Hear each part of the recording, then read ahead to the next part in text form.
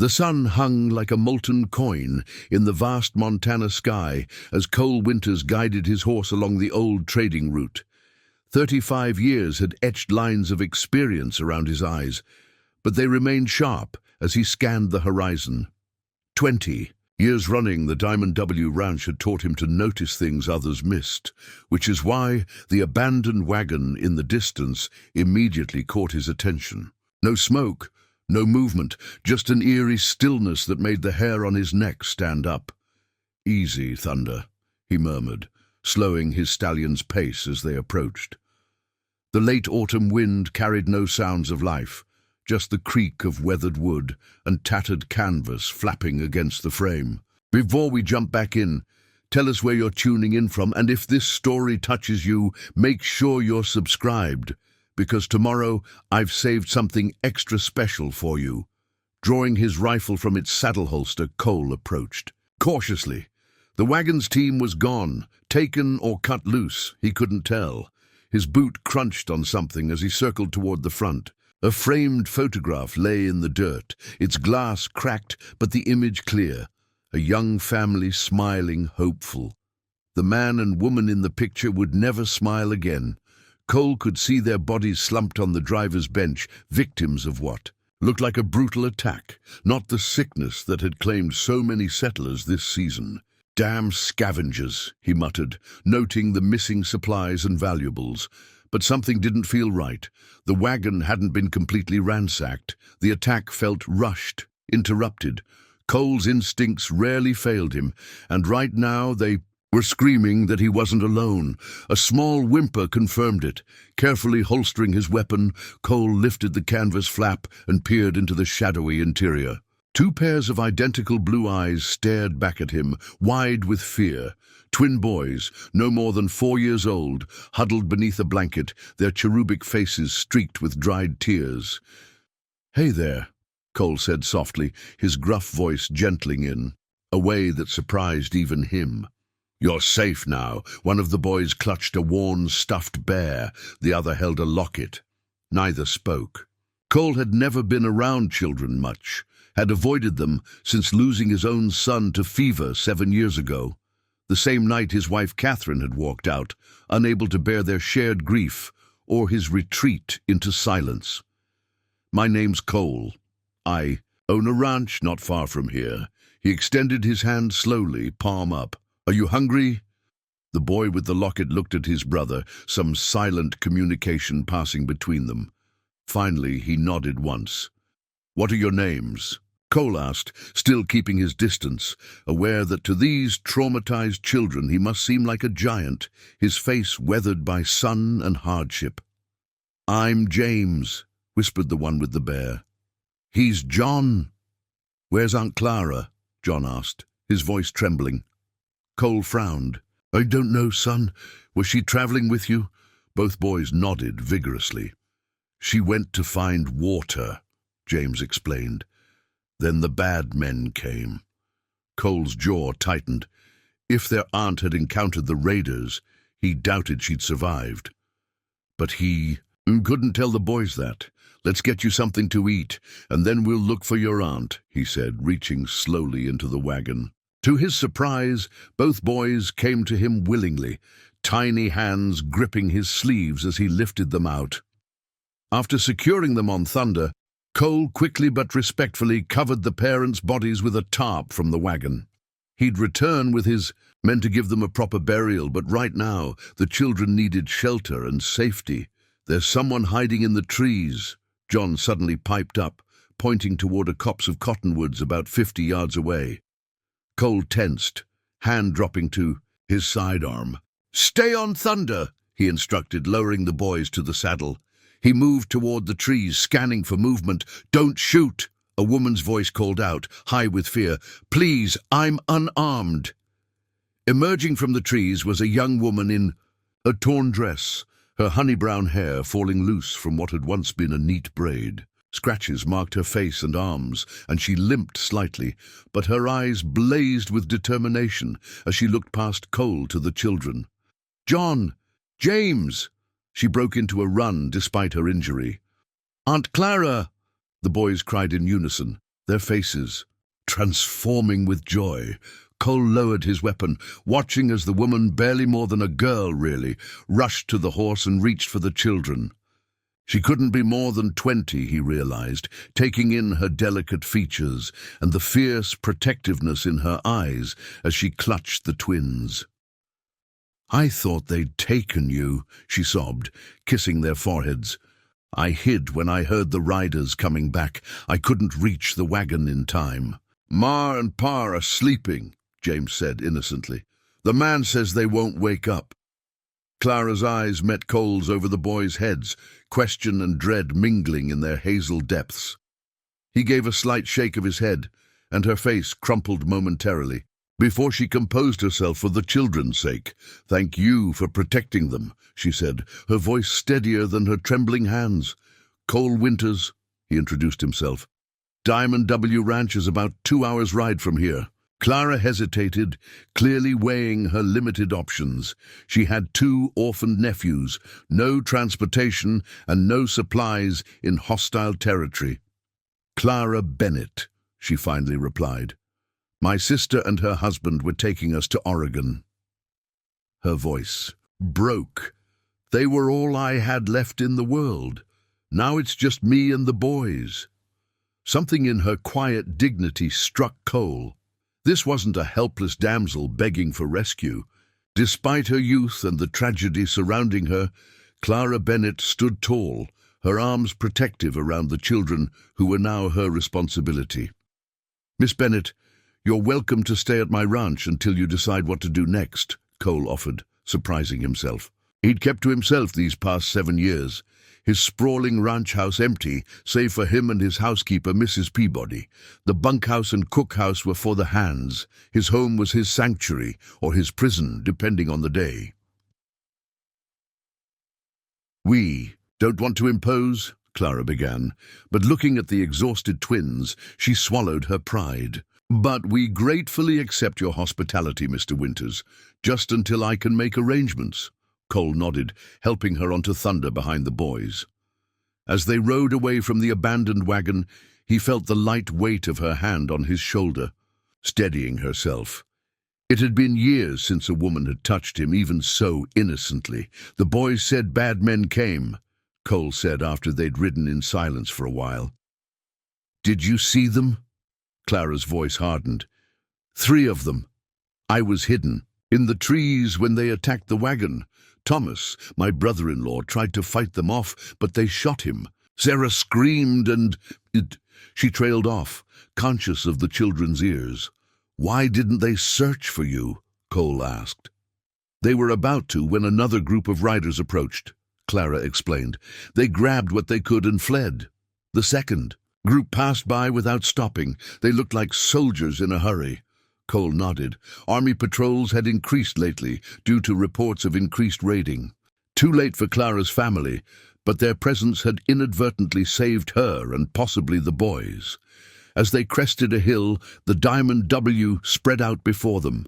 Thousands of acres of prime grazing land, a large main house, bunkhouse, barn, and various outbuildings, all surrounded by distant mountains, painted purple in the fading light. "You live here?" Clara asked, unable to hide her awe. "Built it with my own hands," Cole replied, a rare note of pride entering his voice. "Started with nothing but 50 acres and 5 head of cattle 20 years ago." What he didn't say was how empty it all felt now, how meaningless his success had become after losing his son and wife. The Diamond W was respected throughout the territory.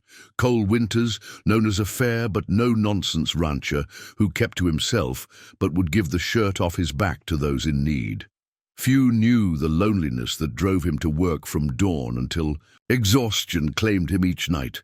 As they approached the main house, a plump older woman emerged onto the porch, her grey hair pulled into a severe bun that contrasted with her kind eyes. "Mr. Winters, we weren't expecting you back until..." Mrs. Peabody stopped short at the sight of Clara and the twins. "Good heavens!" "Mrs. Peabody, we have guests," Cole announced, dismounting and reaching up to help Clara and the boys down. Miss Bennet and her nephews need rooms prepared and a hot meal. The housekeeper's surprise quickly gave way to efficient action. Of course. The blue room for Miss Bennet and the small adjacent room for the boys. I'll have hot water sent up immediately. She bustled forward, already clucking over the children's dirty faces and Clara's injuries. Clara hesitated before following the housekeeper inside. "Mr. Winters," she said softly, turning back to Cole. "My sister and brother-in-law. I'll send men first thing tomorrow," he promised. "They'll be properly laid to rest." Gratitude and grief shone equally in her eyes. "Thank you." As Cole watched Clara guide the exhausted twins into his home, a strange feeling settled in his chest, like a door long closed had been nudged slightly ajar, letting in a whisper of something he'd thought gone forever. Shaking it off, he led Thunder toward the barn. He had a ranch to run. These people were temporary guests, nothing more. He would help them get on their feet, maybe provide funds for their journey to Oregon, and then things would return to normal. But as he glanced back at the house, now glowing, with lamplight against the gathering dusk, Cole Winters couldn't quite convince himself that anything would ever be normal again. Dawn broke over the Diamond W, with golden fingers stretching across the valley. Cole had been up for hours, the rhythm of ranch life unchanged despite the unexpected guests beneath his roof.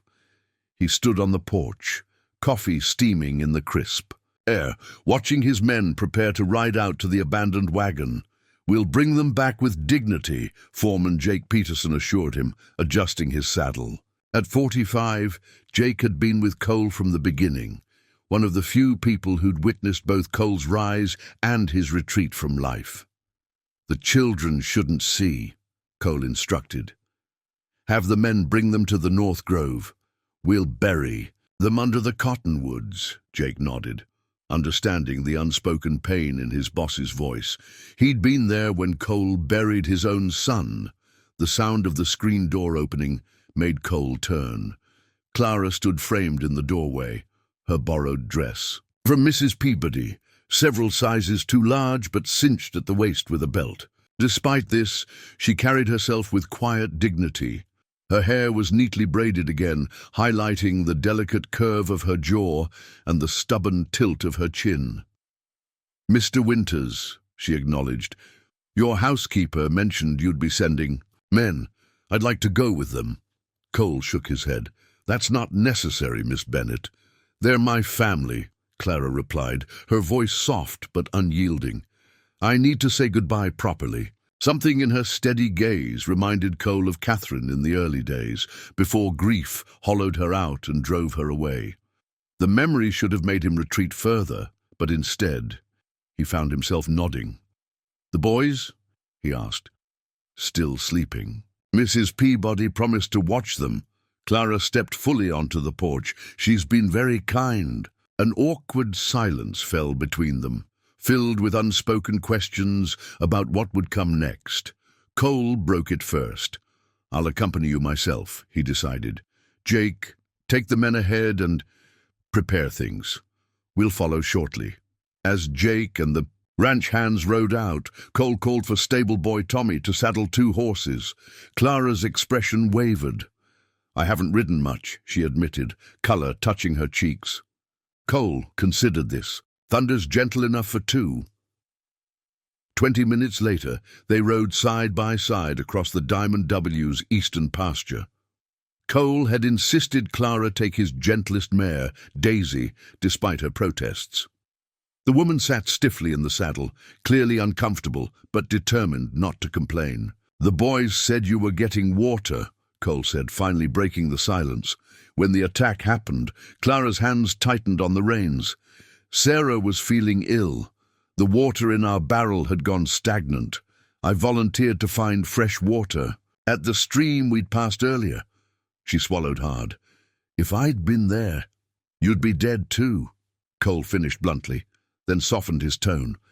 "And those boys would be orphans in truth." Clara blinked rapidly, fighting tears. "I keep thinking there must have been something I could have done." That thinking will hollow you out, Cole said quietly. Trust me on that. Something in his tone made Clara study him more carefully. You speak from experience.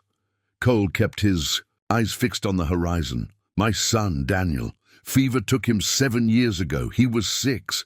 I'm sorry, Clara whispered. My wife blamed me, Cole continued, surprising himself. He never spoke of this, not even to Jake. I was away when Daniel first fell ill. By the time I returned, it was too late. Catherine said if I'd been there, we could have gotten the doctor sooner. That's not fair, Clara protested. Cole shrugged. Maybe not, but she believed it, left a month after we buried him. Where did she go? East, back to her family in Boston. His mouth twisted. She never belonged out here anyway. I just refused to see it. Clara was quiet for a long moment. The boys are all I have left now. My parents died 2 years ago. Sarah was 8 years older. She practically raised me after Mother passed. When she wrote that she and Thomas were heading to Oregon with the twins, I begged to come along. Her voice caught. I was so excited for the adventure. They crested a small hill, and Cole pointed to where the wagon would be. In the distance, they could see the ranch hands already at work. Adventure has teeth out here, Cole said grimly. I'm learning that, Clara replied, then straightened her shoulders. But I won't break. Sarah would want me to be strong for her boys. As they approached the grim scene, Cole found himself impressed by Clara's composure. She dismounted with his help, then stood for a moment, hand resting on his arm for balance, her head bowed as if gathering strength. When she looked up, her eyes were clear. What happens now, Mr. Winters? Truthfully. We bury your sister and her husband, he answered. Then you and the boys rest at my ranch until you're ready to decide what comes next. And if we have nowhere to go. Her question hung in the air between them, vulnerable and honest. Before Cole could answer, Jake approached, hat in hand. We're ready, boss. The burial was simple but dignified. The ranch hand stood respectfully as Clara read passages from the small Bible she'd kept in her pocket. Cole watched her face in the dappled light, filtering through the cottonwood leaves, struck by the strength behind her grief. They were heading to Willow Creek in Oregon, Clara explained afterward as they rode back toward the ranch house. Thomas had a cousin there who promised land and a fresh start, Cole nodded, familiar with the settlement. Good cattle country, growing fast. I have $10 and some jewelry that belonged to my mother, Clara said matter-of-factly. Not enough for train passage for 3, even if we could reach a station. Winter's coming, Cole pointed out. Mountain passes will be snowed in soon. Spring would be a safer time to travel. Clara shot him a keen glance. Are you offering us shelter until spring, Mr. Winters? The Diamond W has room to spare, he replied gruffly, and Mrs. Peabody could use the help. She's not as young as she pretends to be. So I work as your housekeeper, Clara clarified, her expression guarded. You work however you see fit, Cole amended. I'm not offering charity, Miss Bennett. Just an arrangement that benefits us both. Until spring. The truth was more complicated. Cole hadn't thought through his offer beyond knowing he couldn't send this young woman and 2 small boys out into the wilderness with winter approaching. Something about Clara Bennett's quiet determination and the twins' vulnerable trust had breached defenses he'd spent years building. As they approached the ranch, the sound of childish laughter drifted from the direction of the barn. An alien sound on the Diamond W. Cole pulled thunder up short, startled. James and John were sitting atop the corral fence while Tommy, the 16-year-old stable boy, demonstrated how to twirl a lasso. Mrs. Peabody stood nearby, smiling indulgently. I thought they were sleeping, Clara murmured, her face softening at the first joy she'd heard from the twins since the attack. Boys need space to run, Cole found himself saying. After Daniel died, I realized how much of the ranch he never got to explore. All the things I was saving to teach him when he was older. The admission cost him, but Clara's understanding expression eased the familiar ache. "Mr. Winters!" James spotted them first, waving frantically. "Tommy says we can help feed the horses." "Only if your aunt approves," Cole called back, surprised by the easy way the words came. Clara's smile was small but genuine. "They need this," she said softly. "Thank you." That night, after the twins were asleep in their temporary room, Clara found Cole on the porch, staring at the stars. She'd come to thank him properly for the burial, for the clothes Mrs. Peabody had altered for the boys, for everything. Instead, she found herself standing quietly beside him, sharing the vast silence. "They asked about Sarah and Thomas," she finally said. "I told them they've gone to heaven." Cole nodded. "It's what Catherine told Daniel when our dog died. It helped him understand." The twins were scrubbed until they shone, their excitement growing as they sensed the importance of the occasion. Jake rode to town to fetch Judge Wilson and returned with not only the judge, but also a small package that he presented to Cole, with uncharacteristic shyness. "My mother's," Jake explained, as Cole opened the box to reveal a simple gold band. "She'd want it used for something good." Cole clasped his foreman's shoulder, words unnecessary between men who had weathered so much together. As dusk approached, Clara stood in the bedroom that had been hers these past weeks, studying her reflection in the mirror. The woman who looked back at her seemed both familiar and strange, the same face, but transformed by circumstance and decision. Her hair was arranged in a simple but elegant knot, adorned with a blue ribbon Mrs. Peabody had insisted matched her eyes. A soft knock interrupted her thoughts. Mrs. Peabody entered, carrying something draped carefully over her arm. "I thought you might want this," the housekeeper said, unfolding a delicate lace shawl. "It was my grandmother's wedding veil. Not quite as grand as some, but it's been in every wedding in my family for 3 generations." Clara touched the intricate pattern reverently. "It's beautiful, but I couldn't possibly—" "Hush now," Mrs. Peabody interrupted, already arranging it over Clara's hair. "You're family now, or will be in about an hour. Family." The word resonated through Clara's heart as Mrs. Peabody secured the veil with hairpins. For weeks she had defined family narrowly, herself and the twins, bound by loss and blood. Now the circle was widening to include this gruff housekeeper with her practical affection, the ranch hands who had embraced the twins as mascots, and Cole, complicated, wounded Cole, who had offered her safety without strings and now was offering permanence without pressure. "There!" Mrs. Peabody stepped back, eyes suspiciously bright. Every inch a bride. Downstairs, the front parlor had been transformed. Lamps glowed warmly. Pine boughs from the nearby forest brought the scent of the outdoors in, and every available surface gleamed from Mrs. Peabody's frantic polishing. The ranch hands had crowded in, freshly shaved and uncomfortable in their Sunday best, creating a wall of awkward goodwill along the back of the room. Judge Wilson, a portly man with kind eyes, stood by the fireplace with Cole, whose transformation was even more striking than the room's.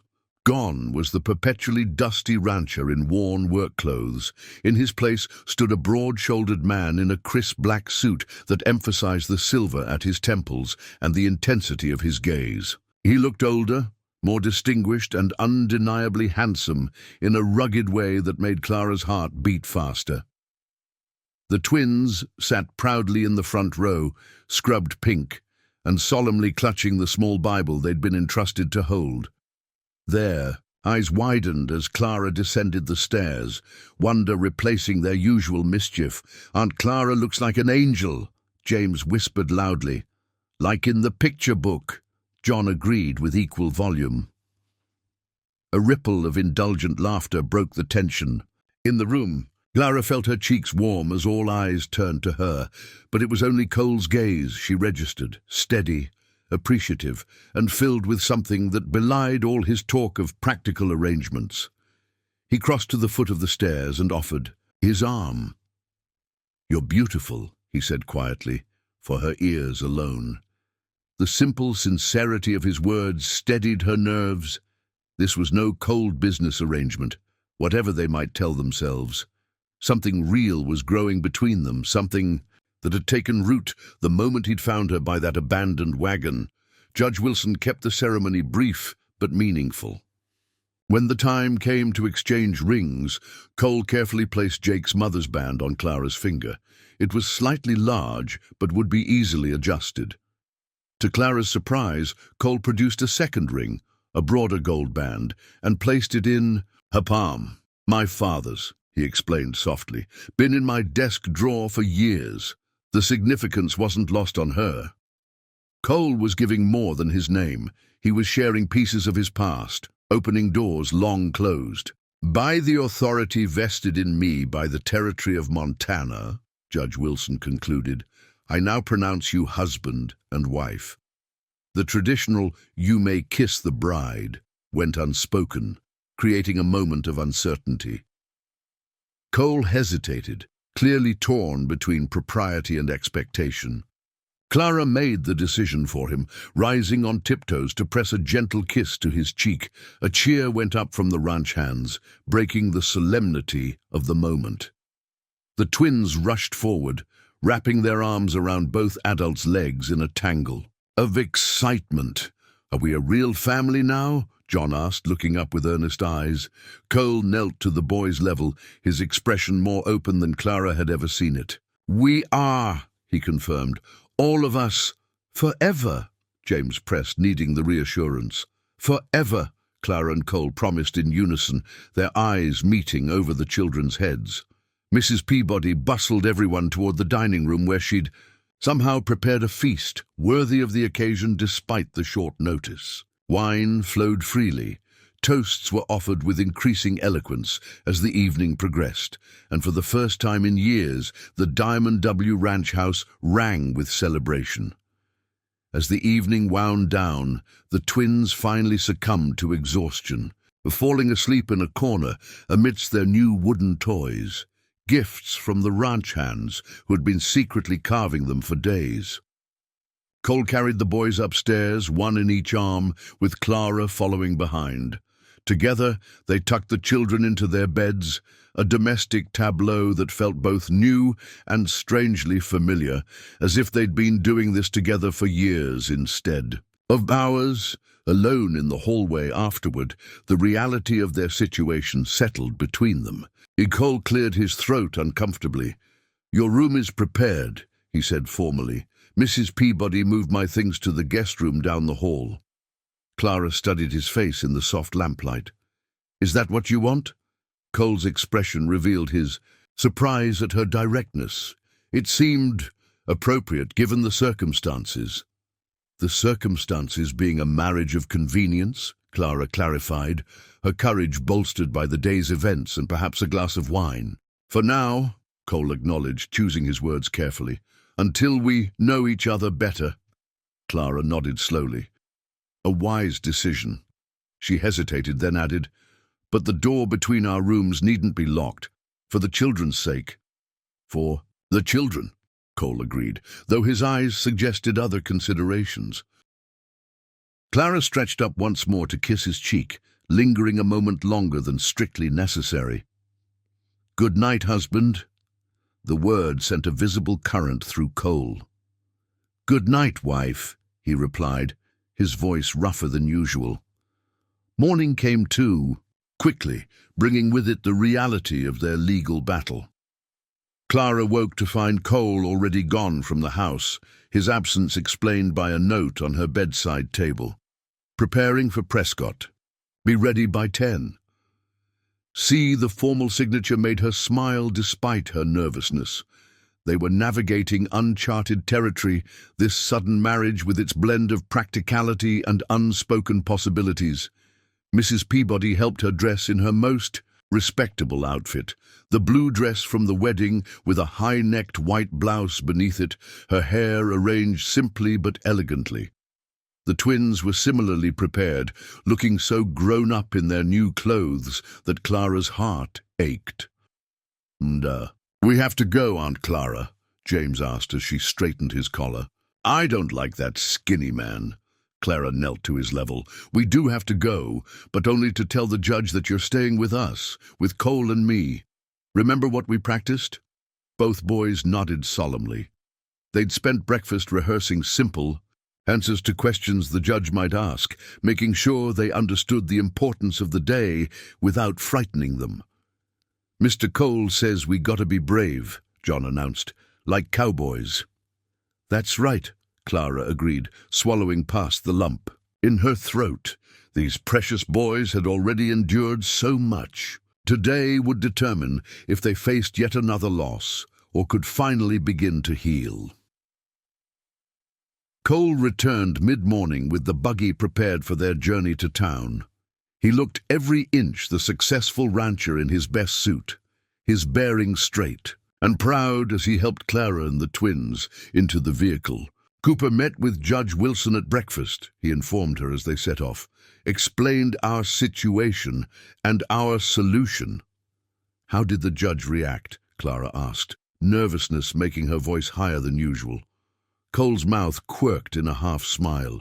Said it was about time I stopped rattling around that big house alone. The simple response eased some of her tension. And our chances? Better than they were, Cole replied honestly, but Prescott won't give up easily. There's something more to this than just family concern. Clara agreed, her instincts telling her the same thing. Money, perhaps. An inheritance. We'll find out soon enough, Cole said grimly as the town came into view. The county courthouse was the most impressive building in the small settlement, its wooden columns and broad steps designed to lend authority to territorial justice. As their buggy approached, Clara spotted Prescott and Sheriff Mills waiting on the steps, along with a distinguished older couple Clara had never seen before. The grandparents, Cole murmured, following her gaze, Elias and Margaret Bennett.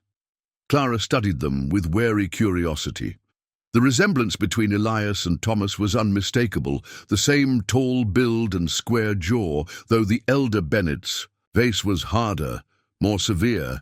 Margaret Bennett was a thin, elegant woman whose expensive clothing seemed at odds with the frontier town around her. They came all this way, Clara whispered, surprised despite herself. To claim what they believe is theirs, Cole replied, his tone making it clear he wasn't referring to grandparental affection. As Cole helped Clara from the buggy, the twins pressed close to her skirts, suddenly shy in the face of so many strangers. John's small hand reached for Cole's larger one, the gesture of trust not lost on anyone observing. So the rumors are true, Prescott called, his voice carrying across the street. A hasty marriage to circumvent the law. How predictable. Cole's jaw tightened, but he kept his voice level as they approached. Mr. and Mrs. Bennett, I'm Cole Winters. This is my wife, Clara. The formal introduction, with its emphasis on wife, was deliberate. Clara stood straighter, drawing strength from Cole's solid presence beside her. Margaret Bennett's gaze swept over Clara dismissively before settling on the twins. For a moment, her composed expression faltered, revealing something like hunger or loss. James John, she said, her voice cultured but strained. I'm your grandmother. We've come to take you home. The boys looked up at Clara in confusion. But we are home, James said, with Aunt Clara and Mr. Cole. He's our father now, John added with a child's simple directness. Margaret flinched as if struck. Elias Bennett stepped forward, his expression hardening. Coaching children is despicable, Miss Bennett. Mrs. Winters, Cole corrected firmly, and the boys speak for themselves. Further confrontation was prevented by the arrival of Matthew Cooper, who ushered everyone inside with practiced diplomacy. Judge Wilson is ready to begin. The courtroom was simple but formal, polished wooden benches, a raised desk for the judge, and the territorial flag hanging on the wall. Judge Wilson, still wearing the same rumpled suit from the wedding, nodded to Cole as everyone settled into their places. Unusual circumstances bring us here today, the judge began without preamble. I have court orders from St. Louis granting custody of James and John Bennett to their paternal grandparents. He looked over his spectacles at Prescott. I also have a new development that may affect those orders. Prescott rose, straightening his expensive waistcoat. Your Honor, Miss Bennett's hasty marriage is a transparent attempt to circumvent legal proceedings. It should be disregarded. Mrs. Winters, Cooper corrected smoothly, rising from his seat beside Clara. And my client's marriage, while admittedly swift, addresses the very concern cited in the original custody ruling, namely that the children's aunt lacked a permanent residence, financial stability, and family structure. Judge Wilson nodded thoughtfully. Indeed. Those circumstances have changed significantly.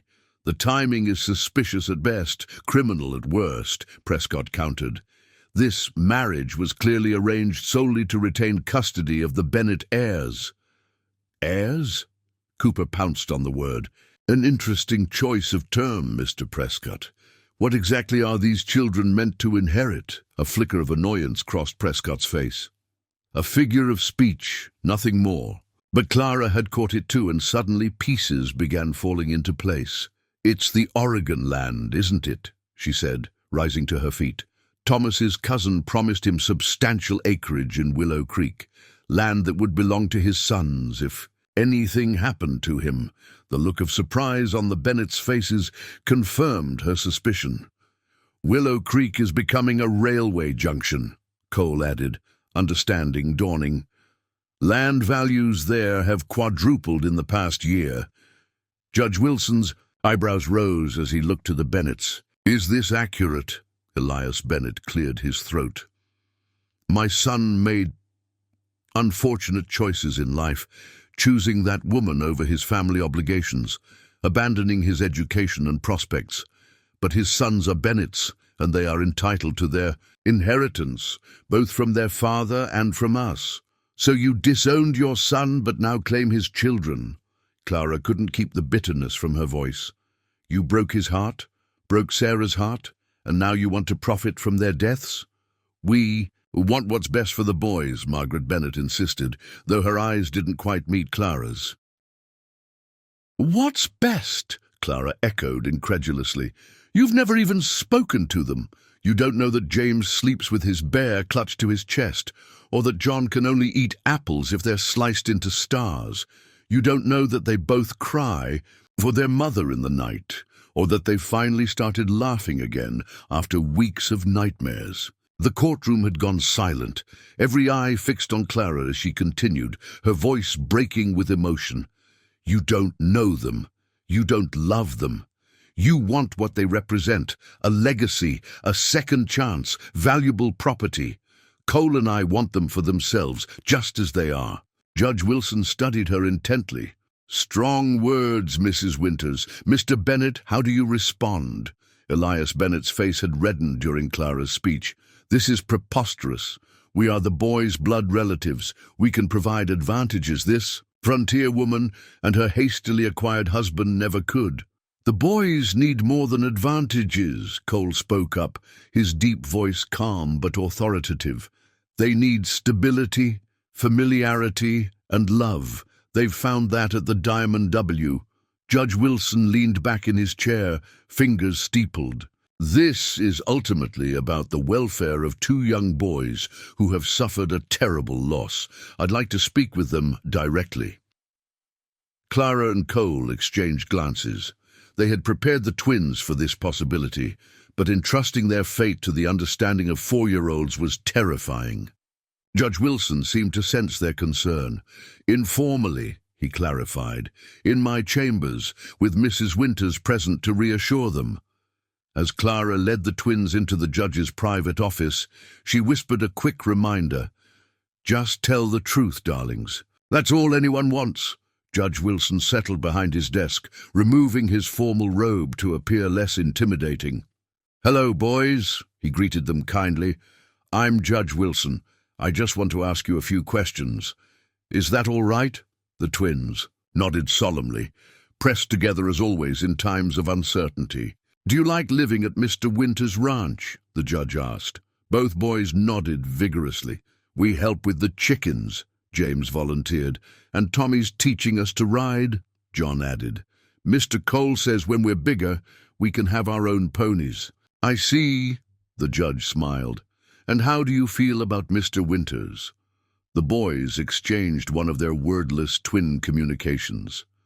"He's strong," James said finally. "Stronger than anybody, but he's gentle too."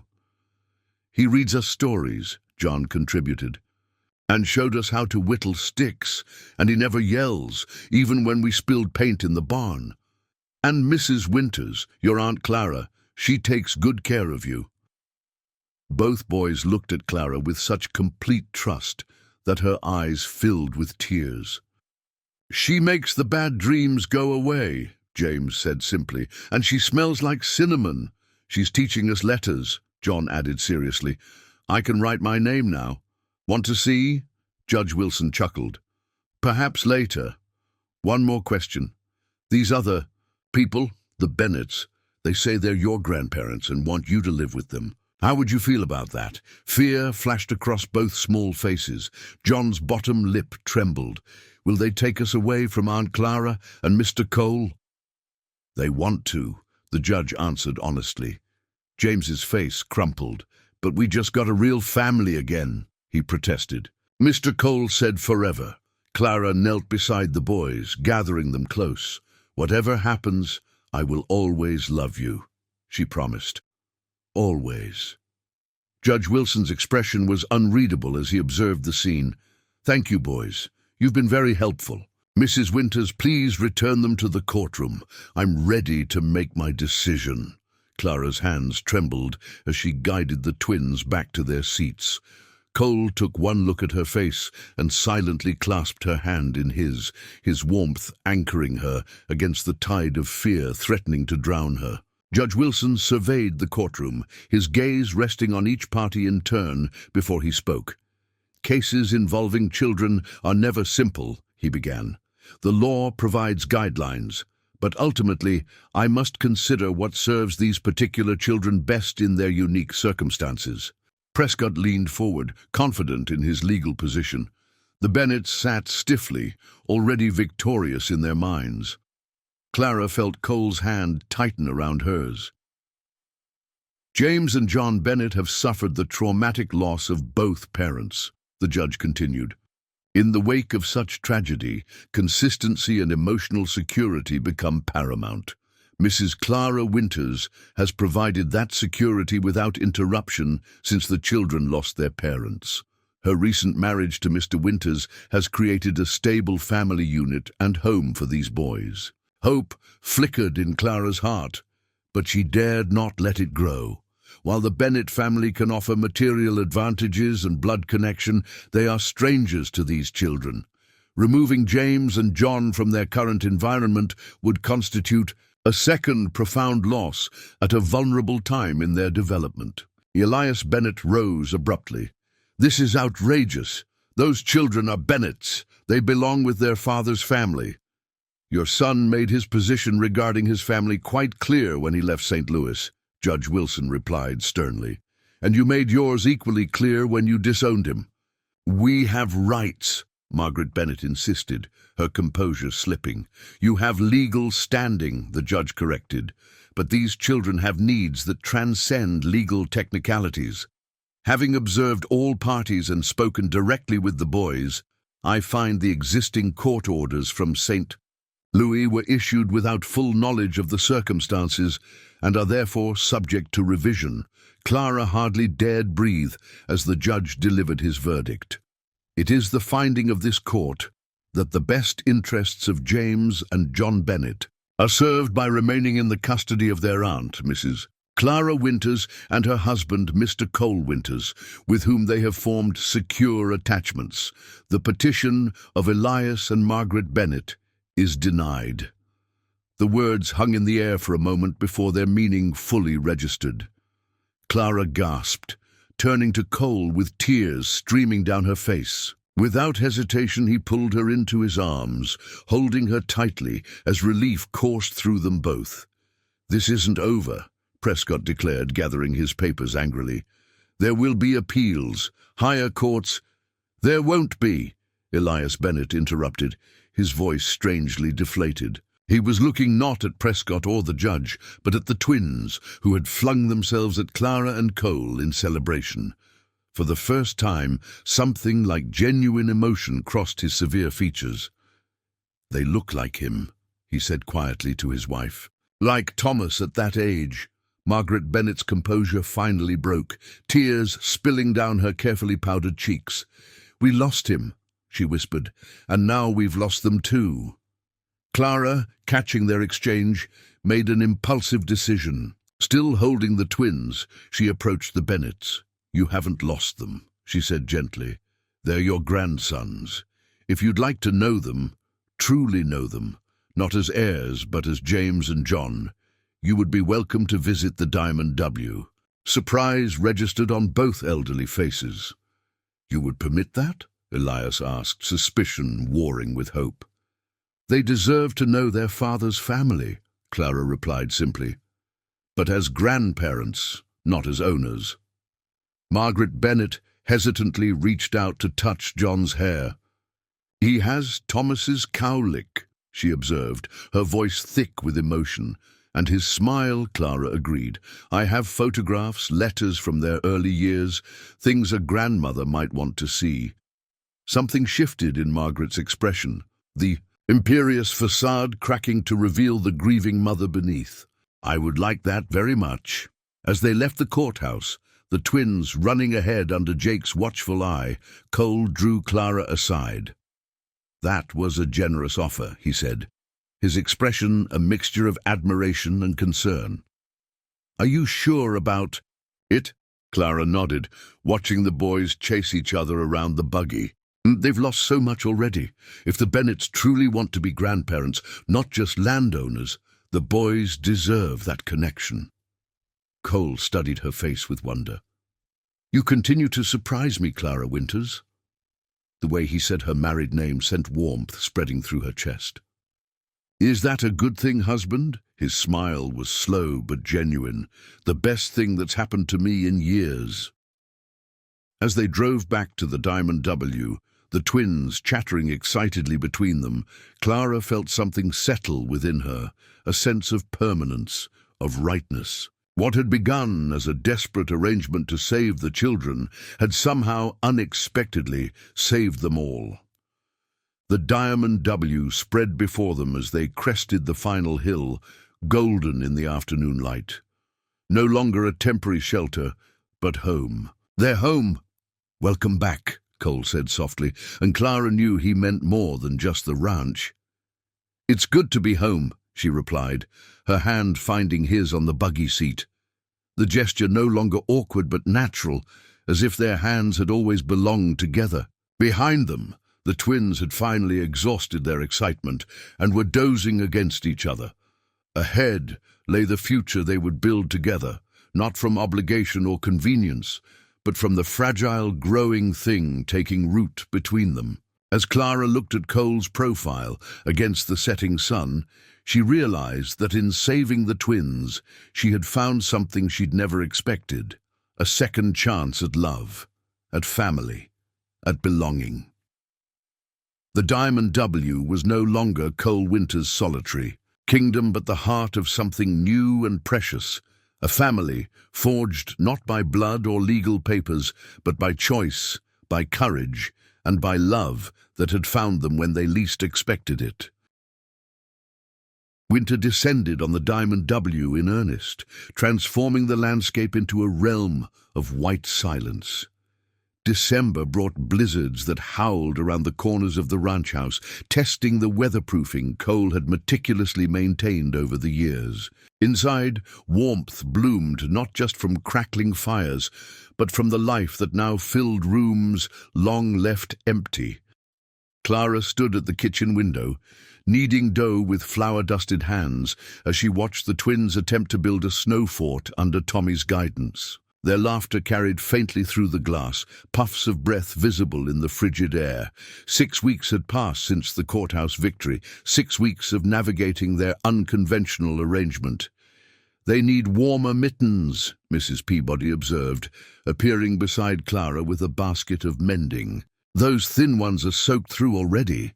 Clara nodded, making a mental note to check the general store's catalogue. "Perhaps I could knit some. My mother taught me, though I haven't tried in years." "There's wool in the attic," Mrs. Peabody replied, "from when the old shepherd paid his rent in fleece instead of dollars." She hesitated, then added, "It was meant for baby blankets, back when Mr. Winters and his first wife thought they'd have more children after Daniel." Clara's hands stilled in the dough. Catherine Winters remained a ghost in the house, never directly mentioned by Cole, but present in the spaces between his words. Clara had found a trunk of her things in the attic while searching for Christmas decorations, elegant dresses, ill-suited. To ranch life, journals filled with homesick longing for Boston, and a portrait of a solemn-faced boy with Cole's eyes. "Have I overstepped?" Mrs. Peabody asked, misreading Clara's silence. "No," Clara assured her, resuming her kneading with perhaps more vigor than necessary. "I was just thinking, it's been 7 years. Does he ever speak of them? Daniel or Catherine?" Mrs. Peabody's weathered face softened. "Not in words, no, but every April 12th, Daniel's birthday, he rides alone to the North Ridge where the boy is buried, stays from dawn till dusk." The information settled in Clara's heart, another piece of the complicated puzzle that was Cole Winters. Their marriage had been one of convenience and necessity, but with each passing day, the boundaries blurred. They shared meals, parenting decisions, ranch matters, and increasingly confidences during quiet evenings by the fire. But something held him back, a distance he maintained even as they grew closer. "The stagecoach made it through," Cole announced, stamping snow from his boots as he entered through the back door. His face was windburned from hours spent checking fences and livestock, but his eyes warmed at the sight of Clara. These small changes, the softening of his expression when she entered a room, the lingering of his hand when passing items at dinner, gave Clara hope that perhaps their arrangement might evolve into something neither had anticipated. "Letters from town," he continued, placing a small stack on the table, including one from the Bennets. Clara wiped her hands on her apron and reached for the letter. Since the courthouse confrontation, Margaret Bennet had written twice, stiff, formal missives inquiring about the twins' health and development. Clara had responded with detailed accounts and even included drawings the boys had made. This tentative correspondence surprised everyone, Cole most of all. "They've sent gifts," Clara noted, scanning the letter, "and ask permission to visit in the spring when travel is easier." Cole leaned against the counter, watching her face. "How do you feel about that?" "Cautiously optimistic," she replied honestly. "People can change, given reason." "Some people," Cole amended, his expression suggesting he wasn't entirely convinced. Clara folded the letter carefully. "They lost their son through pride. Perhaps they're realizing they don't want to lose their grandsons the same way. You're determined to see the good in everyone, aren't you?" There was no mockery in Cole's question, only wonder. "Not everyone," Clara clarified, remembering Prescott's cold eyes. "But family deserves a chance to heal old wounds." Something in Cole's expression changed, a flicker of recognition, perhaps even longing. Before he could respond, the back door burst open again, admitting the twins in a flurry of snow and excitement. "We made a fort," James exclaimed, his cheeks crimson with cold. "With a secret tunnel," John added importantly, tugging at Cole's sleeve. Come see, Mrs. Peabody clucked her tongue. "Boots off first, you little blizzards, tracking snow all over my clean floor." Cole knelt to help them with their snow-crusted boots, his big hands surprisingly gentle with the tiny fastenings. The domesticity of the scene caught Clara's breath. This hard man who had lived alone for so long, now helping small boys remove wet mittens with the patience of a born father. "Go warm by the fire," Clara instructed, noting their shivering despite their protests that they weren't cold. Hot chocolate in 10 minutes if you hang your wet things properly. The promise of chocolate sent them scrambling toward the mudroom. Hook's debate already starting over who would get the biggest marshmallow. Cole rose, his knees cracking slightly, a sound that made him wince. "Getting old for this sort of thing," he muttered, though he wasn't yet 40. "Nonsense," Clara replied lightly. "You're just warming up to fatherhood."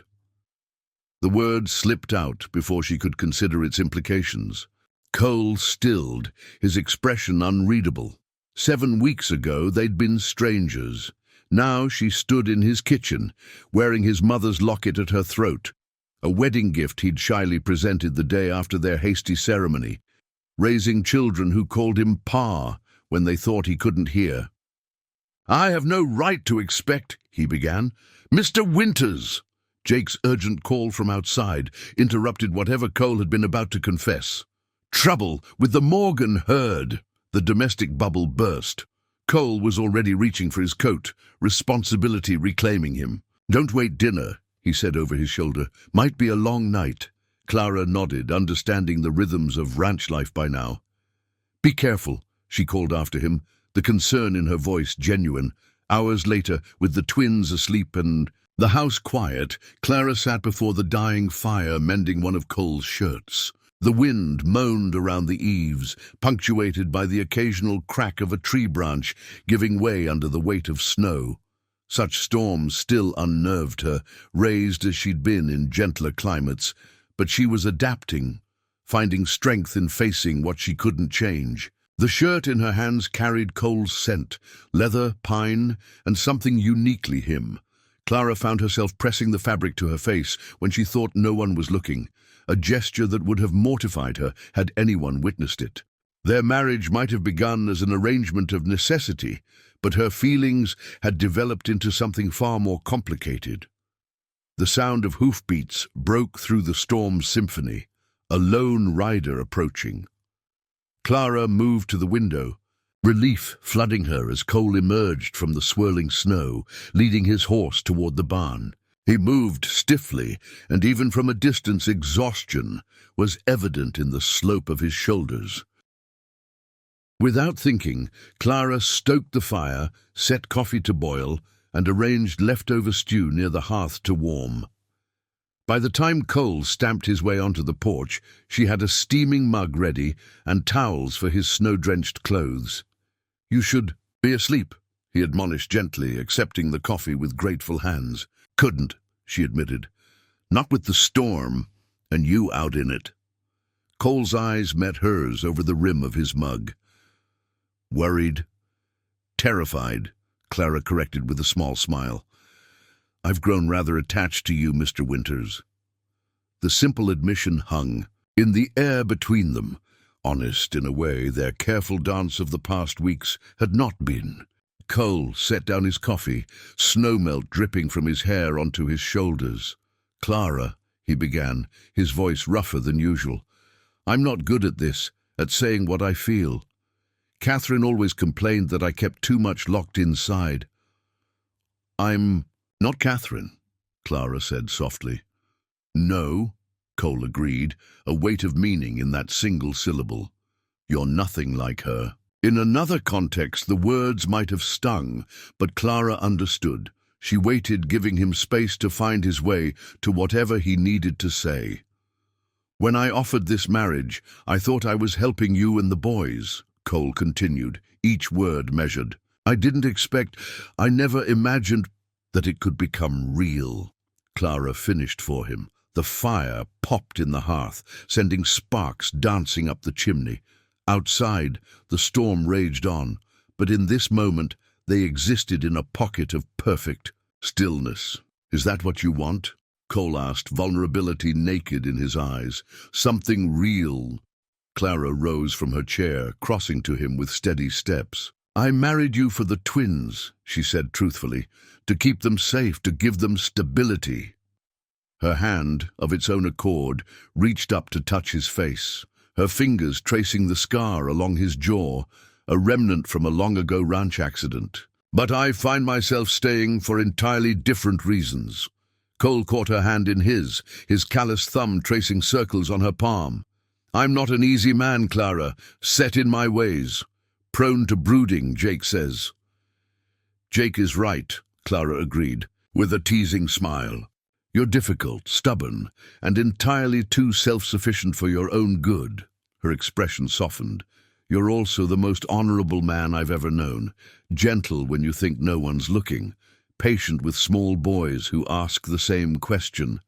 20 times, something like hope kindled in Cole's eyes. With deliberate care he drew her closer, giving her every opportunity to step away. When she didn't, his arms encircled her, tentative at first, then with more certainty. I don't want an arrangement anymore, he confessed, his breath warm against her hair. I want my wife. In truth, not just in name. Clara leaned back to study, his face finding raw honesty there. I want that too, she whispered. Have for weeks now. Their first real kiss was hesitant, a testing of waters both had thought long dry. The second was not. Years of isolation and loss melted away as Cole pulled Clara against him, his restraint finally breaking. Clara matched his hunger with her own, surprising herself with the depth of her desire for this gruff, tender man who had saved her in every way that mattered. When they finally parted, breathless, Cole rested his forehead against hers.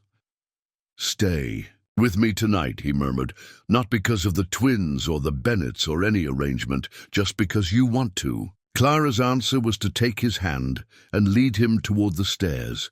Later, wrapped in darkness and each other, Clara traced idle patterns on Cole's chest as he stroked her hair.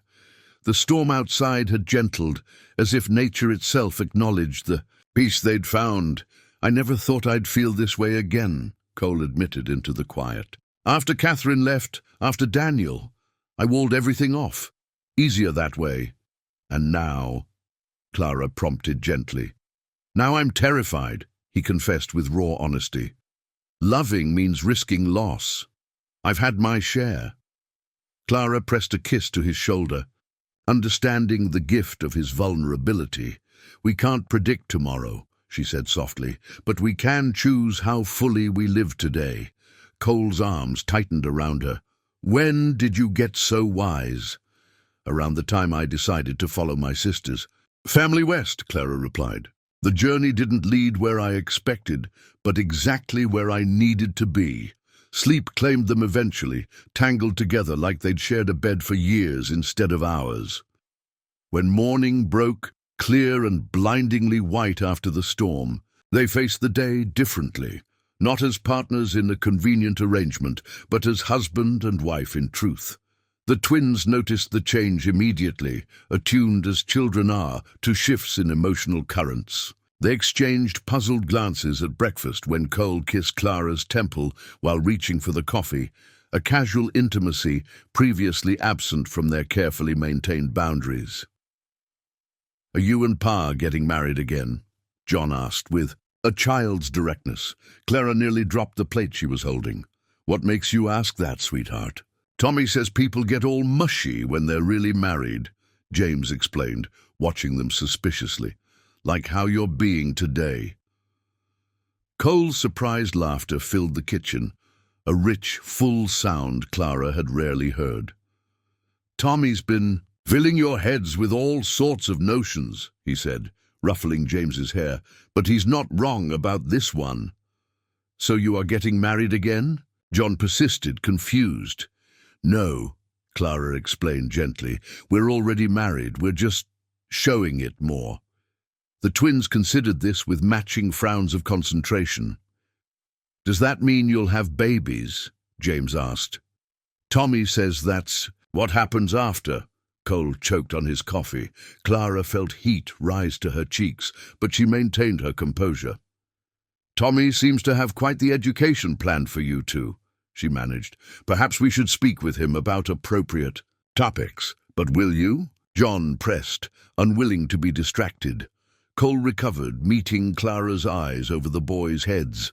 Something warm and meaningful passed between them before he answered. "That's something for your aunt, for your mother and me to discuss privately. But we're already blessed with you two rascals." The casual redesignation of Clara from aunt to mother didn't escape the twins' notice. Their eyes widened in perfect synchronization. "Can we call you Ma?" James asked Clara, his voice small and hopeful. "Instead of Aunt Clara?" The question pierced Clara's heart. She knelt before their chairs, taking their small hands in hers. "I would be honored," she said, voice thick with emotion. "But only if you want to." "What about our real Ma?"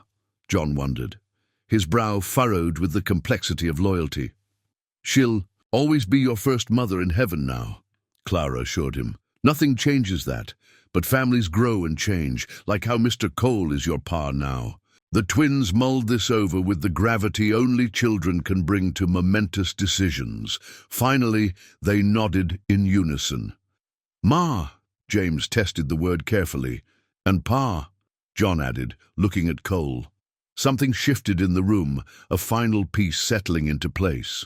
They were no longer two orphans, a desperate aunt, and a lonely rancher thrust together by tragedy. They were a family, chosen and deliberate. Cole's hand found Clara's shoulder, squeezing gently. When she looked up, she saw moisture in his eyes. That he quickly blinked away. "Well," he said gruffly, "if I'm Pa and she's Ma, then you two better finish your breakfast. Pa says we've got fence mending to do after the storm, and you promised to help." "Really?" the twins chorused, excitement displacing the earlier solemnity. "Really," Cole confirmed. "Can't have wolves getting at the new calves. Every man on the Diamond W has to do his part." "We're men of the Diamond W," James declared, sitting taller. "The youngest and the shortest," Cole teased, "but Diamond W men nonetheless." Clara watched them finish breakfast with renewed vigor, her heart so full it ached. Last night had changed her marriage, but this morning had transformed her life. She was no longer just Clara, no longer simply surviving. She was Ma. She was Mrs. Winters. She was home. The weeks that followed took on a rhythm both familiar and new, days filled with ranch work and domestic duties, evenings spent by the fire with books and conversation, nights of discovered passion and deepening intimacy. Winter's grip loosened grudgingly as January gave way to February, bringing longer days and the first whispers of spring. On a rare, mild afternoon, Clara took advantage of the sunshine to hang laundry in the yard, savoring the fresh air after weeks of confinement. The twins were helping Cole and Jake plan the spring cattle drive, their small voices earnest as they suggested improvements to the established route. "Mr. Winters," Mrs. Peabody called from the porch. "Rider coming. Looks like Sheriff Mills." Clara shaded her eyes, watching the approaching figure with curiosity. The sheriff rarely ventured out to ranches unless delivering news, often the unwelcome kind. Cole emerged from the barn, wiping his hands on a rag as he moved to intercept the visitor. Clara couldn't hear their exchange, but she saw Cole's posture stiffen, saw him glance toward the house with an expression that sent alarm coursing through her. "Boys," she called, keeping her voice steady. "Go help Mrs. Peabody shell peas for dinner." They started to protest, but something in her tone brooked no argument. With reluctant nods, they trudged toward the house, looking back curiously at the sheriff's horse. Clara crossed the yard, reaching Cole's side just as Sheriff Mills was explaining something about papers and jurisdiction. "Clara," Cole said, his voice carefully neutral. "Sheriffs brought news from St. Louis." Sheriff Mills nodded respectfully. "Mrs. Winters got a telegram and some legal documents delivered on yesterday's stage. Thought you should have them promptly." He extended an envelope. Worn from travel, Clara accepted it with fingers that only trembled slightly, noting the St. Louis postmark and the elaborate letterhead of Howard Prescott, attorney at law. "Thank you for bringing this personally," she said, managing a polite smile despite the dread pooling in her stomach. "Least I could do," the sheriff replied, his discomfort evident, after all that business in the fall. Once Mills had departed, declining offers of refreshment in his haste to be away from potential discord, Clara broke the seal on the envelope. Cole stood beside her, solid and reassuring, as she unfolded the heavy stationery. "It's from Prescott," she confirmed, scanning the dense legal language. He says the Bennetts have withdrawn their custody petition permanently. They're acknowledging our adoption of the twins as final and irrevocable." Cole's eyebrows rose in surprise. "That's unexpected." Clara continued reading, her expression shifting from suspicion to wonder. "Margaret Bennett wrote a personal note. She says Thomas left journals that they recently discovered. Journals that explained why he left St. Louis, why he cut ties." Clara looked up, meeting Cole's gaze. "She says they were wrong about Thomas, wrong about Sarah, wrong about everything." "Do you believe her?" Cole asked, his natural skepticism evident.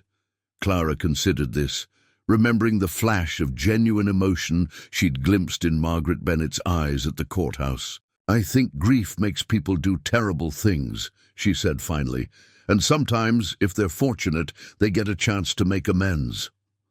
Cole's arm slipped around her waist, drawing her against him. "You taught me that," he murmured. "Second, chances." Clara leaned into his strength, relief washing through her. "No more looking over our shoulders," she said. "No more fear that they'll try again.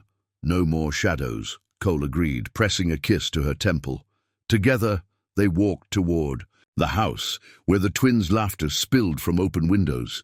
Their family was secure at last, forged in loss, tempered by struggle, and strengthened by love that had grown not from obligation, but from choice. That night, after the twins were asleep, Clara and Cole sat on the porch swing, watching stars emerge in the vast Montana sky. Clara's head rested on Cole's shoulder, his arm a comforting weight around her. "I've been thinking," Cole said, breaking the comfortable silence, "about the school you wanted to start." Clara looked up in surprise. The idea had been mentioned briefly months ago, then set aside in the tumult of their evolving relationship. "And the custody battle.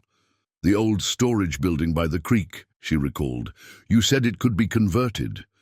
Cole nodded. "Jake and the men could have it ready by summer. The neighboring ranches already asked if you were serious. Seems there's quite a need." "You'd do that?" Clara asked, touched by his support. "Help me build a school?" "I'd build you the moon if I could," Cole replied simply. "But a school seems more practical." Clara laughed, the sound carrying across the night air. "Practical indeed, though I'm not sure how I'd manage teaching with everything else." Cole was quiet for a moment. "Catherine was unhappy here because she had no purpose beyond being my wife," he said finally. "I don't want that for you. You're a teacher, Clara. It's part of who you are. The insight and his willingness to learn from past mistakes moved her deeply." "Thank you," she whispered, lacing her fingers through his. They rocked in comfortable silence, the creak of the swing marking time like a heartbeat. Clara watched the stars, marveling at how her life had changed in just 6 months. From desperate uncertainty beside an abandoned wagon to this moment of perfect contentment. "Cole," she said suddenly, sitting up to face him. "There's something I need to tell you, something I've suspected for a week now, but wasn't sure until today." Concern flickered across his face. "What is it?" Clara took his hand and placed it gently on her stomach. "The school might need to wait a bit longer, until after the baby comes." Cole froze, his expression cycling through shock, disbelief, and finally incandescent joy. "A baby?" he whispered, his voice hoarse with emotion. Clara nodded, tears of happiness blurring her vision. "Due in early autumn, I think." "Clara." Cole breathed her name like a prayer. His hands framed her face with infinite tenderness before he kissed. A kiss that held promises of forever. When they parted, he kept her close, his forehead pressed to hers. I never thought, after Daniel, I couldn't imagine. I know, Clara soothed, understanding all he couldn't say. Are you happy? He asked, searching her eyes. Truly? Clara considered the journey that had brought her here. The loss, the struggle, the unexpected joy. Happier than I ever dreamed possible, she answered truthfully. Above them stars wheeled in ancient patterns. Before them stretched a future bright with promise. And between them grew a love that had begun as convenient arrangement, but had blossomed into something far more precious. A love strong enough to heal old wounds, build new dreams, and create a family where once there had been only broken pieces. The Diamond W was transformed just as they had been. No longer simply a ranch, but a haven, not just a house, but a home. The place where a broken-hearted rancher and a desperate young woman had found each other amidst tragedy and built something beautiful from the ashes of what they'd lost. As the night deepened around them, Cole held his wife close, marveling at the miracle of second chances and the unexpected journey that had led them here, to each other, to family, to love. Was I that little? John asked, reaching out a tentative finger to touch the baby's cheek. Even smaller, Clara told him with a smile. You and James could fit in your father's two hands together. The twins exchanged skeptical glances. Clearly, finding this difficult to believe, Cole chuckled at their expressions, the sound filled with relief and joy. Why don't you boys go help Mrs. Peabody prepare breakfast? He suggested gently. Your mother needs rest, and Sarah needs quiet. They nodded solemnly, backing toward the door, with last lingering looks at their new sister. As they departed, Clara heard James whisper to John, "We have to protect her forever," with such fierce determination that fresh tears sprang to her eyes. Forever, John agreed just as firmly. Once they'd gone, Clara sank deeper into the pillows, exhaustion claiming her now that the birth was over. Cole took the baby with careful hands, cradling her against his chest with a natural ease that belied the years since he'd held an infant. Sleep, he murmured, settling into the chair beside the bed. We'll be right here when you wake. Clara's last sight before drifting off was Cole gazing down at their daughter with such tender wonder that her heart seemed to expand painfully in her chest. In that moment, the final shadows of his past seemed to lift, replaced by the bright promise of their shared future. The weeks that followed Sarah's birth blended together in a haze of nighttime feedings, constant visitors, and the gradual establishment of new routines.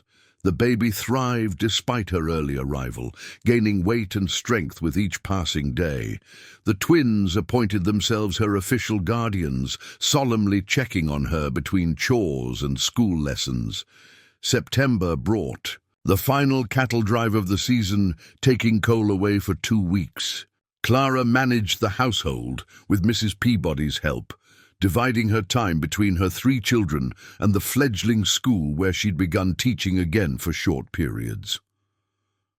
On a golden afternoon in early October, Clara sat on a quilt beneath the cottonwood trees, Sarah sleeping in a basket beside her while the twins played a complex game of their own invention involving sticks, stones, and elaborate rules that only they understood. The leaves above her had begun to turn, painting the landscape in amber and crimson. The sound of approaching riders drew her attention to the ridge where the main trail descended toward the ranch house. Cole appeared first, followed by Jake and several hands returning from a trip to the North Range. Clara felt the familiar leap of her heart at the sight of her husband, tall in the saddle, his hat pulled low against the autumn sun. 6 months of marriage had not dimmed the thrill of watching him return home, especially now that home had taken on such new meaning with Sarah's arrival. The twins abandoned their game, racing toward the approaching riders with shouts of welcome. Cole dismounted to sweep them into bear hugs before setting them on his horse's back for the remaining distance to the house. His eyes sought and found Clara beneath the trees, his expression softening visibly even at this distance. "How are my girls?" he asked minutes later, settling beside Clara on the quilt after ensuring the twins were occupied with Jake. "Perfect," Clara replied, leaning into his embrace. "Sarah slept 4 hours straight last night. A miracle," Cole declared with the fervent appreciation of a father who had endured many broken nights.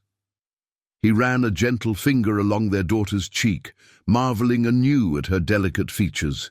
6 weeks had transformed the red-faced newborn into a round-cheeked infant who watched the world with solemn dark eyes that already showed hints of Clara's intelligence. "Cooper sent word," Cole mentioned, stretching his long legs before him. "The adoption papers are ready. We can make it official next week if you're feeling up to the trip to town." Clara nodded, watching the twins as they helped Jake unsaddle the horses. "They're ready. They've been practicing signing their new names all week."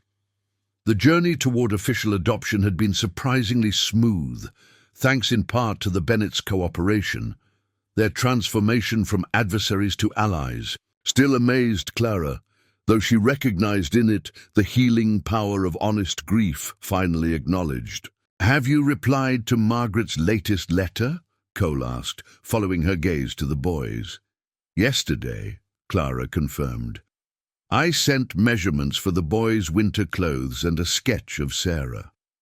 She hesitated. "I also invited them for Christmas, if the weather permits travel." Cole's eyebrows rose in surprise. "That's quite a step." "They're family," Clara said simply. "Different from what I expected, but still family. The boys deserve to know their grandparents now that everyone's intentions are clear." Cole's arm tightened around her shoulders. "You've given them so much more than safety, you know. You've given them roots and wings both." "We have," Clara corrected, turning to face him fully. "Everything good in their lives, in my life, has been our creation together." A companionable silence fell between them, broken only by Sarah's soft sighs and the distant laughter of the twins as they helped the ranch hands. The following week brought the family to town for the adoption proceedings. Unlike their previous courthouse visit, this occasion brimmed with joyful anticipation. The twins wore their best clothes, hair slicked down with water, and expressions solemn with the importance of the moment. Judge Wilson, who had married Cole and Clara nearly a year before, welcomed them with genuine warmth. "Quite a different circumstance from your last appearance," he observed, admiring baby Sarah in Clara's arms. "Much improved," Cole agreed, his hand resting protectively on John's shoulder. The proceedings were mercifully brief. The twins answered the judge's simple questions with careful dignity, both boys standing straight as fence posts when asked if they wished to become Winters in name as well as heart. "Yes, sir," they replied, in perfect unison, their voices clear and certain. When Judge Wilson invited them to sign their new names on the official documents, each boy approached the desk with reverence. James Bennett Winters and John Bennett Winters, their new signatures wobbled with childish effort, but carried the weight of belonging. "By the power vested in me," Judge Wilson concluded, "I hereby recognize these children as the legal sons of Cole and Clara Winters, with all rights and privileges thereto." He presented each boy with a certificate bearing their new names. The twins clutched these papers as if they were made of gold, their faces shining with pride and something deeper, security perhaps, or the certainty of finally having a permanent place in the world. Outside the courthouse, Clara found herself blinking back tears as the significance of the moment washed over her. 1 year ago, she'd been a desperate young woman with orphaned nephews and nowhere to turn. Now she stood on the courthouse steps with a husband who cherished her, a daughter cradled in her arms, and 2 sons who were officially, irrevocably hers. "Ma, can we get candy?" James asked, tugging at her skirt and breaking her moment of reflection. Pa said maybe after. Clara laughed, joy bubbling up from some deep well within her. "Yes, I think celebration candy is definitely in order." The family made their way to the general store, the boys skipping ahead while Cole carried Sarah to give Clara's arms a rest. The main street bustled with the familiar faces of townsfolk who now greeted them by name, many stopping to admire the baby or congratulate the twins on their adoption. Inside the store, Clara allowed each boy to select a peppermint stick, watching their identical expressions of concentration as they made this momentous decision. Cole meandered through the merchandise, stopping at a display of books near the back. "Look at this," he called softly, holding up a volume with an elaborately illustrated cover. "The Complete Adventures of Robin Hood." Clara joined him, examining the book with appreciation. "Beautiful printing," she noted, "and wonderful illustrations. I thought perhaps—" Cole hesitated, running his thumb along the book's gilt-edged pages. "A family reading tradition. Each night before bed, a chapter or two." The suggestion revealed so much about the man he had become. No longer the isolated rancher who sought solitude, but a father who wanted to build memories and traditions that would bind their family together. The boys would love that, Clara agreed, touched by his thoughtfulness. Sarah, too, eventually. Cole added the book to their purchases, along with practical items for the ranch and a bolt of blue fabric Mrs. Peabody had requested for winter curtains. As the shopkeeper totaled their order, Clara noticed Margaret Bennett's elegant handwriting on an envelope in the mail cubby behind the counter. "Is that for us?" she inquired, pointing to the letter. The shopkeeper nodded, reaching for it. "Came on yesterday's stage. Was going to send it out with Jake next time he came to town, but here you are." Clara opened the envelope while Cole paid for their goods, the twins still happily occupied with their candy. Inside she found a brief note and another, smaller envelope. "What is it?" Cole asked, noting her surprise. "A bank draft," Clara replied, showing him the enclosed document. "From the Bennetts, for the boys' education fund." She checked the amount and gasped softly. "Cole, it's $5,000. Cole's eyebrows shot up in genuine shock. Such a sum represented a small fortune on the frontier, enough to send both boys to university when the time came, with money left over. "There's a note," Clara continued, scanning the elegant script. "For James and John's future studies. To be used at your discretion.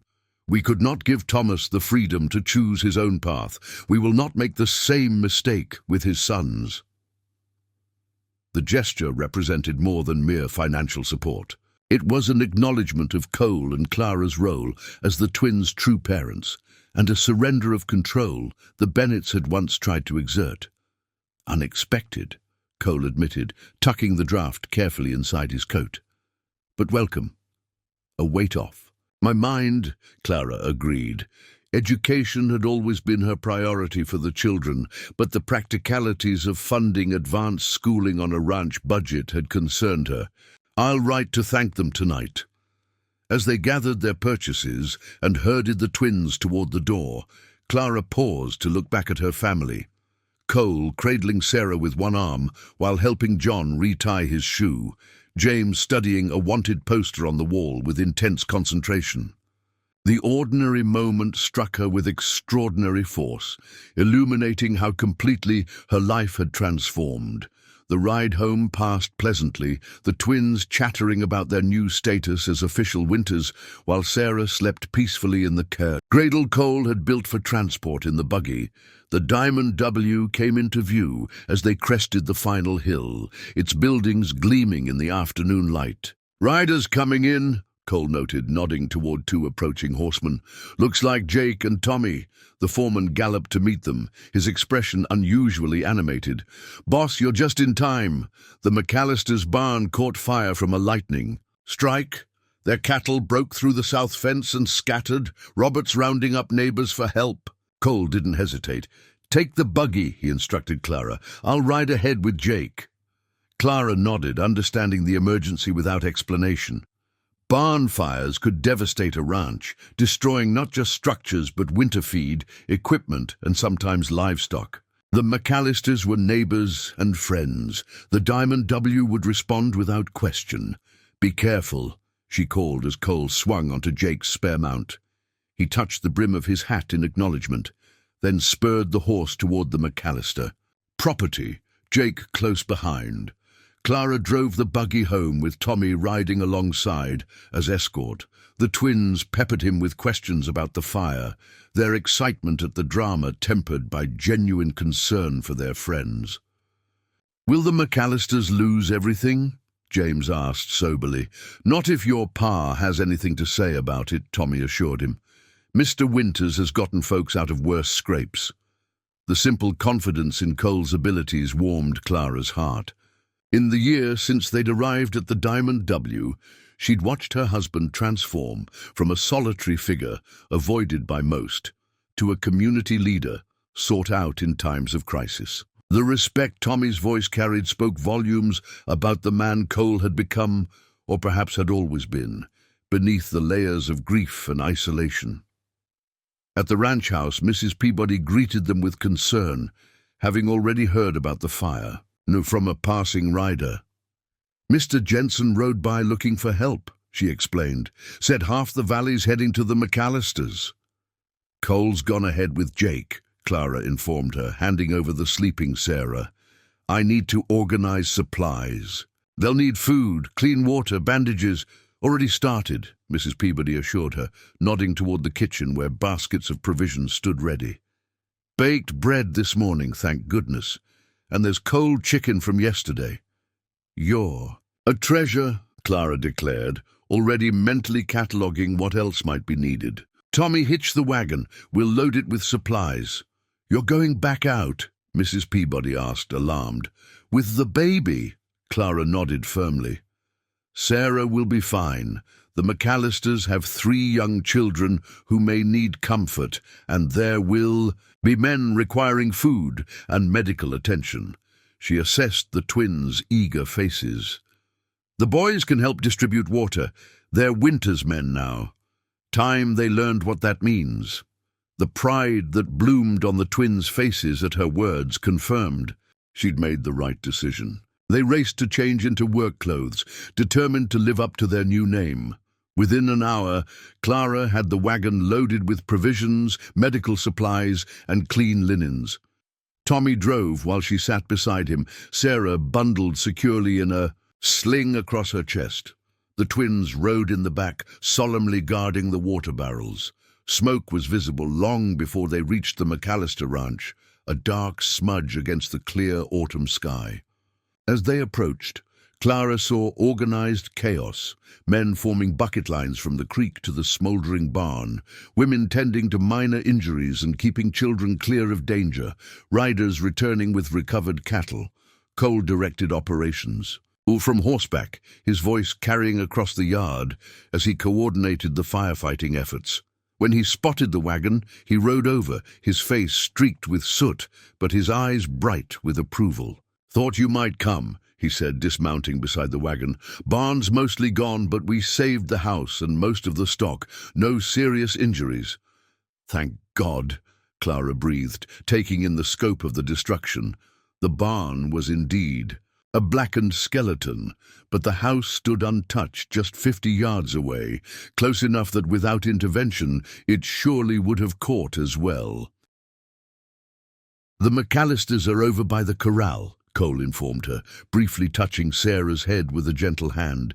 "Harriet's holding up, but the children are frightened." Clara nodded her understanding. "We brought food, clean water, medical supplies, and extra hands." She gestured to the twins, who sat straighter at being included. "Perfect timing," Cole approved. "The men could use food and water, and those children could use friendly faces their own age." For the next several hours, Clara worked alongside other ranch wives to feed the exhausted firefighters and comfort the displaced family. The twins took their responsibilities seriously, carrying water to thirsty men and entertaining the McAllister children with stories and simple games that distracted them from the day's trauma. As dusk approached, the immediate crisis had passed. The barn was a total loss, but plans were already forming to rebuild. Robert McAllister moved through the gathered neighbors, gratitude evident in his weathered face as he thanked each person individually. When he reached Clara, who was nursing Sarah discreetly beneath a shawl, his eyes grew suspiciously bright. "Mrs. Winters," he said gruffly, "your husband saved our home and livelihood today, and your kindness to my Harriet and the little ones." He trailed off, emotion making further. "Words impossible. It's what neighbors do," Clara replied simply. "What you would do for us." Later, as they rode home in the gathering darkness, Clara watched Cole in the saddle beside the wagon, his form straight despite hours of grueling work. The twins had finally succumbed to exhaustion, sleeping in the wagon bed atop empty baskets, while Sarah dozed against Clara's chest. "You were magnificent today," she told Cole softly. "Everyone looked to you for direction, and you knew exactly what to do." Cole shrugged off the praise, uncomfortable as always with recognition of his leadership. "Just did what needed doing." "No," Clara insisted gently. "You did more. You gave them hope when the situation seemed hopeless. You made them believe they could save what mattered most."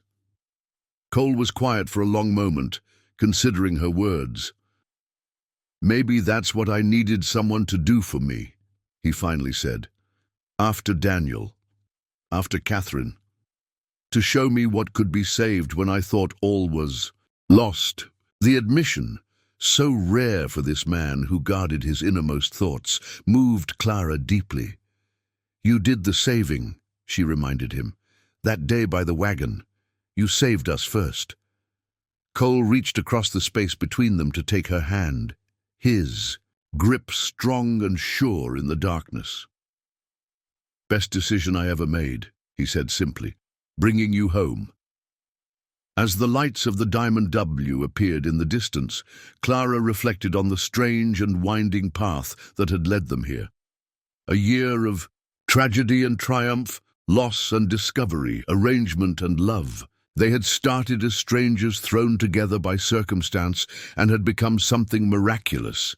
A family bound by choice rather than obligation, by love rather than convenience. The ranch house glowed with welcome as they approached, lamplight spilling from windows onto the yard, where just months ago Clara had stared at this imposing structure with trepidation. Now it welcomed her with the familiarity of home, every board and beam imbued with memories they had created together. Tomorrow would bring new challenges, the McAllisters to assist, the school to manage, 3 children to raise in this beautiful but unforgiving land. But tonight, as Cole carried the sleeping twins inside, while Clara followed with Sarah, she knew with bone-deep certainty that whatever came, they would face it together. For the abandoned wagon that had once held only tragedy had led them to something far greater. A love neither had sought but both had found, a family forged in the crucible of loss and redeemed by the courage to begin again. And that, Clara thought as she watched Cole gently tuck their sons into bed, was worth every— "The McAllisters are over by the corral," Cole informed her, briefly touching Sarah's head with a gentle hand. "Harriet's holding up, but the children are frightened." Clara nodded her understanding. "We brought food, clean water, medical supplies, and extra hands." 5 years later, Clara Winters stood on the porch of the Diamond W, watching children stream from the imposing red brick building that now served as the Montana Frontier Academy.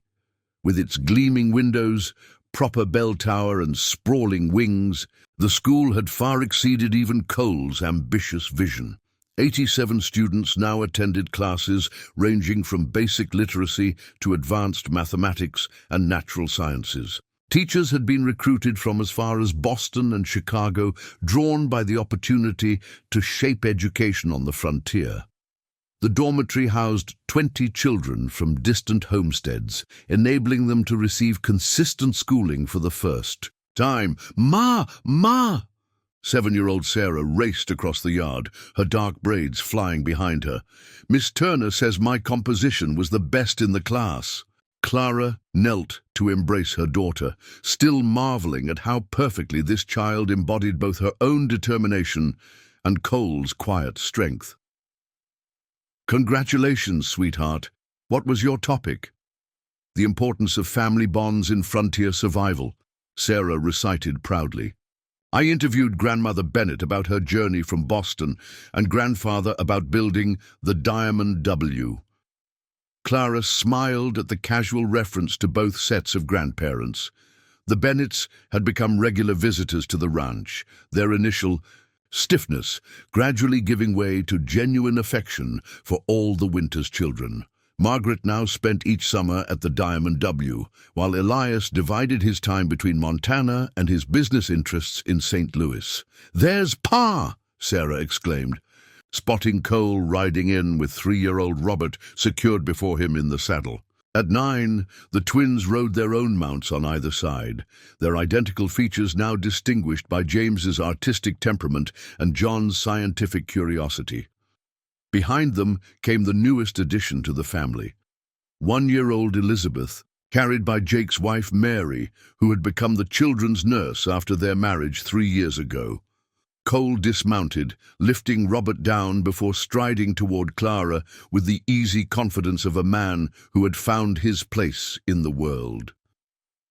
Silver now dominated his temples and lines fanned from his eyes, but to Clara he remained as handsome as the day she'd first seen him approaching that abandoned wagon. "School board approved the expansion," he announced without preamble, kissing her briefly but thoroughly, despite their audience of curious children. "Construction begins in the spring." Clara squeezed his hand, pride and excitement mingling at this latest achievement. The Academy's reputation had spread throughout the territory, leading to more applications than they could accommodate. The new wing would include a dedicated science laboratory, expanded library, and additional dormitory space. "The Senator's backing us for state funding," Cole continued as they walked toward the house, children clustering around them like chicks around a mother hen. "Says we're a model for what education should be in the new state." Clara nodded, having anticipated this development after the Senator's visit the previous month. "And the teaching college proposal?" "Approved as well," Cole confirmed, his eyes warm with knowing appreciation of her foresight. "Montana will need hundreds of qualified teachers in the coming decades. Where better to train them than here?" The Diamond W had evolved alongside its owners, sprawling now across 30,000 acres, managed by Jake as foreman, while Cole divided his time between ranching and educational initiatives. The original ranch house had been expanded repeatedly to accommodate their growing family and frequent visitors, yet still retained the warmth and character that had begun to emerge on that first night when Clara and the twins had sought shelter there. Inside, controlled chaos reigned, as it always did at this hour. Mrs. Peabody, grey now but no less formidable, directed the kitchen staff preparing dinner while fending off Robert's attempts to steal cookies. The twins had disappeared to the barn to tend to their horses, a responsibility they took with utmost seriousness. Baby Elizabeth, released from Mary's care, toddled toward Clara with outstretched arms and a gummy smile. "There's my littlest love," Clara crooned, scooping up the child. "Were you good for Mary today?" "She's always good," Cole countered, tickling the baby's round belly. "Takes after her mother that way." Clara raised an eyebrow at this blatant untruth. Elizabeth had inherited her father's stubborn streak in full measure, a fact well known to everyone in the household. "Oh, Then I suppose it wasn't Elizabeth who decided to paint the cat blue yesterday. Artistic expression, Cole defended with mock solemnity, a sign of superior intelligence. Their banter was interrupted by the arrival of a ranch hand bearing telegrams from town. Cole sorted through them quickly, his expression warming at one. In particular, from the Bennetts, he reported. They'll be here for Christmas as planned, but they're bringing guests. Thomas's cousin William and his family from Oregon. Clara's eyes widened in surprise. The cousin they were traveling to meet, the one with land in Willow Creek? Cole nodded, scanning the remainder of the message. Apparently Margaret tracked him down, wants the boys to know their father's side. Of the family beyond just themselves. The thoughtfulness of the gesture touched Clara deeply. The Bennetts' transformation from adversaries to devoted grandparents remained one of the most unexpected blessings of their unconventional journey.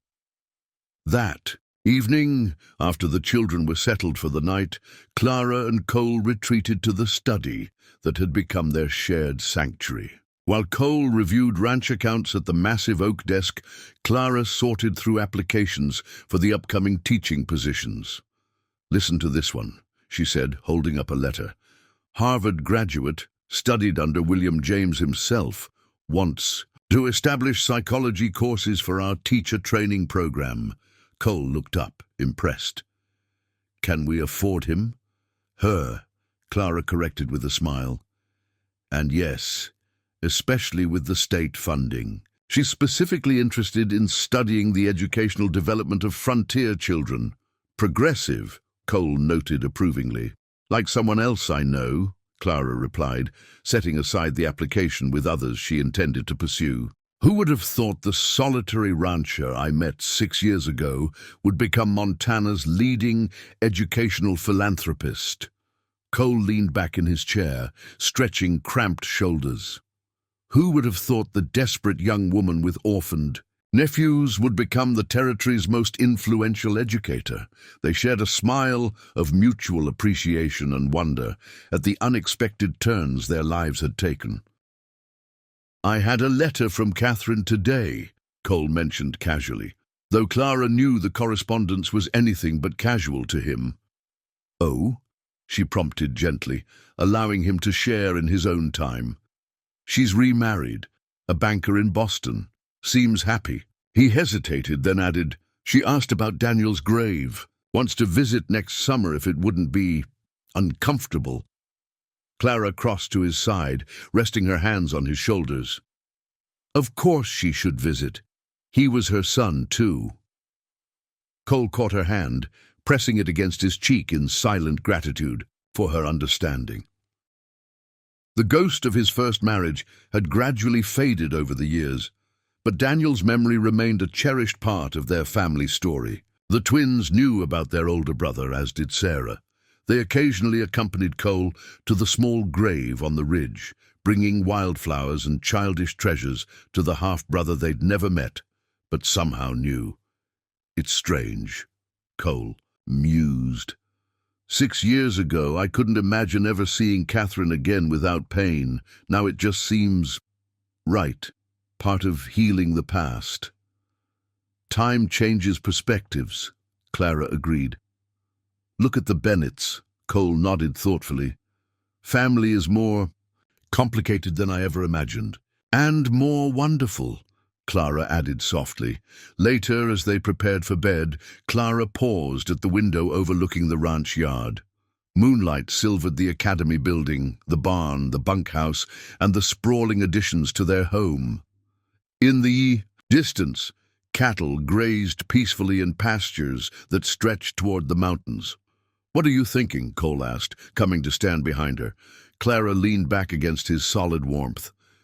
"That I'm the luckiest woman in Montana." "Luckiest? Woman might be overstating it," Cole countered with a smile in his voice. "You work harder than any 3 people I know." "Work I love," Clara clarified. "With people I love. That's the definition of luck, isn't it?" Cole turned her gently to face him, his expression more open than the guarded man she'd first met could ever have managed.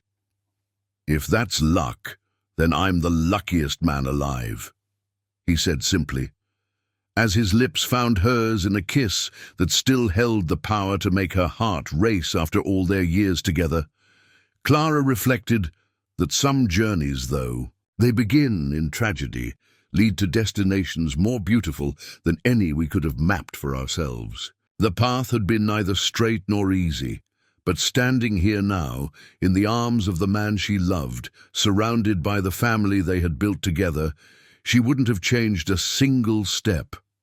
For in the end, it wasn't the abandoned wagon that had defined their story, but what they had chosen to build from its ashes, a legacy of love that would endure long after they were gone, in the hearts of their children and in the lives of countless others, touched by their courage to begin again.